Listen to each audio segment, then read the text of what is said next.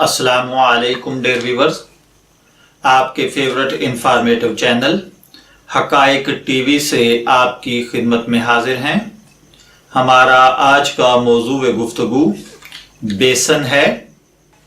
چنے کی دال کو پیس کر جو آٹا حاصل کیا جاتا ہے وہ بیسن کہلاتا ہے۔ اس کی نمکو بنائی جاتی ہے، پکوڑے بنائے جاتے ہیں، سموسے، کڑھی اور اسی طریقے سے مختلف قسم کی مٹھائیاں بھی بنائی جاتی ہیں۔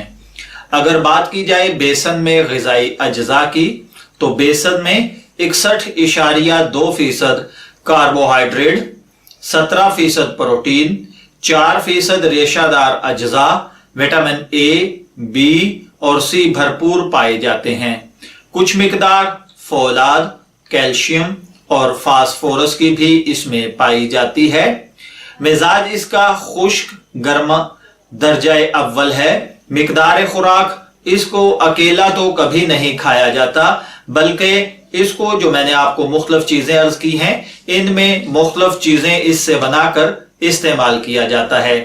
اگر بات کی جائے اس کے فوائد کی تو اس کے فوائد بے انتہا تھے، لیکن آج کل مارکیٹ کے اندر ملنے والا بیسن، اس میں جو چیزیں ڈالی جاتی ہیں اس میں مکئی، اسی طریقے سے چنے اور پھر اس میں کلر اور مختلف چیزیں ڈال کر اس کی اصل جو کہہ لیجیے مدافعت، قوت اور اس کی جو اصل حرارت تھی وہ ختم کر دی جاتی ہے۔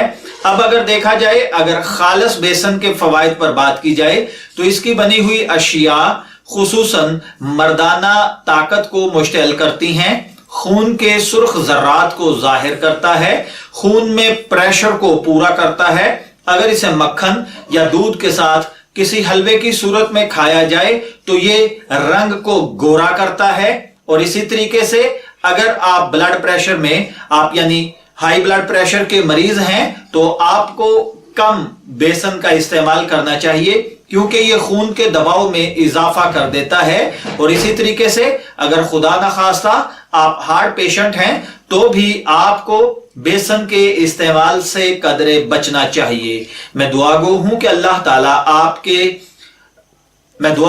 اللہ تعالیٰ بیسن کو ہمارے لیے صحیح طور پر صحت مند غذا بنائے۔ اجازت چاہیں گے، پھر ملیں گے کسی نئے موضوع گفتگو کے ساتھ، تب تک کے لیے اللہ حافظ۔